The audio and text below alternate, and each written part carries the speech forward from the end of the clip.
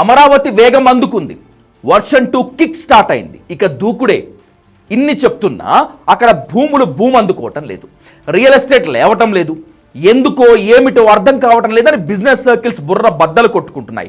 దీనికి కారణాలు రకరకాలుగా చెప్పుకుంటున్నారు. మొదటి కారణం టైం తీసుకుంటుంది అనేది అయితే, అసలు కారణం మాత్రం రెండో విడత భూ సమీకరణే అంటున్నారు.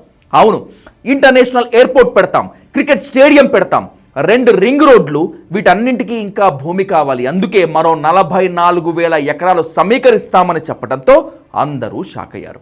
ముందు అమరావతి రైతులైతే ఇంకా మాకు ప్లాట్లే సరిగ్గా ఇవ్వలేదు, వాటికి డెవలప్మెంట్ లేదు, రేటు రాలేదు, ఇంకా భూమి తీసుకుంటే మాకు రేట్లు ఎలా వస్తాయి, ఇంత ల్యాండ్ మీద మా ఫ్లాట్లకు డిమాండ్ కూడా ఉండదని గొడవ మొదలెట్టారు.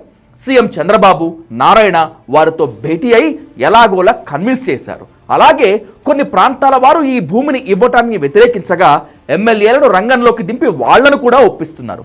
అయితే జనంలో మాత్రం మొదటిసారి అమరావతి చూపించారు కానీ చేయలేకపోయారు. ఈసారైనా అవుతుందనుకుంటే ఇంకా పెద్దదంటున్నారు. అసలు అనుకున్నది ముందు పూర్తి చేస్తే బెటర్ కదా, ఇవన్నీ ఎందుకు అనే ప్రశ్నలు వస్తున్నాయి. ఇప్పటికే సర్కార్ మారింది, రాజధాని రెడీ అవుతుందనే పేరుతో రేట్లు బాగా పెరిగిపోయాయి. దీంతో అంత రేటు పెట్టి కొంటే తర్వాత వైబిలిటీ ఉంటుందా లేదా అనే డౌట్ వచ్చేసింది జనానికి. రెండవది, అమరావతిలో ప్రకటనలు తప్ప పనులు జరగటం లేదు. దీంతో అక్కడ కొనుగోళ్లు, అమ్మకాలు అసలే లేవు. అమరావతి చుట్టుపక్కలేమో అంతా అమరావతిలోనే కదా, ఇక్కడెందుకు కొనటమని ఆగిపోతున్నారు. దీంతో ఎక్కడా సేల్స్ లేక రియల్ ఎస్టేట్ అలాగే చతికిలబడిపోయి ఉంది.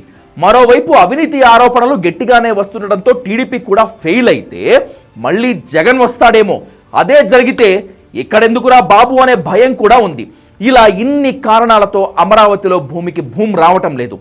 రెండవ విడత భూ సమీకరణకు ప్రభుత్వం తొందరపడిందని, కొన్నాళ్లు ఆగాల్సిందని అనే కామెంట్లు వస్తున్నాయి. రాజధానిలో ఇంటర్నేషనల్ ఎయిర్పోర్ట్, స్టేడియం ఇవన్నీ అనవసరమేమీ కాదు, హైదరాబాద్ లెవెల్కి వెళ్ళాలంటే కావాల్సిందే అనే వాదన కూడా ఉంది. అయితే ముందు అమరావతిలో పనులు స్పీడ్ అందుకున్నాక కాస్త స్ట్రక్చర్స్ కనపడేదాకా వెళ్ళి ఆ తర్వాత ఈ పని చేసి ఉండాల్సిందని ముందే అన్నీ ప్రకటించడంతో గందరగోళం ఏర్పడిందని అంటున్నారు. అసలు ముందే చెప్పింది రియల్ ఎస్టేట్ పెరుగుతుందని, కానీ రివర్స్ గేర్ అయి ఆ ప్రకటనే బూమ్రాంగ్ అయిందని ఇప్పుడు అంటున్నారు. మరి ఈ పరిస్థితిని చక్కదిద్దడానికి సీఎం చంద్రబాబు ఎలాంటి ప్లాన్ వేస్తారో తెలియటం లేదు.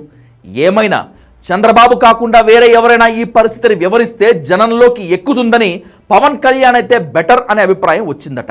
అయితే రెండవ విడత భూ సమీకరణకు పవన్ వ్యతిరేకమని, అందుకే అంటీ ముట్టనట్లుగా ఉంటున్నారని చెప్పుకుంటున్నారు.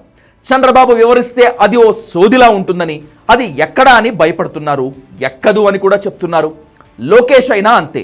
అందుకే ఎఫెక్టివ్గా జనంలోకి వెళ్ళేలా ఎవరితో చెప్పిస్తే బెటర్ అని చూస్తున్నారట.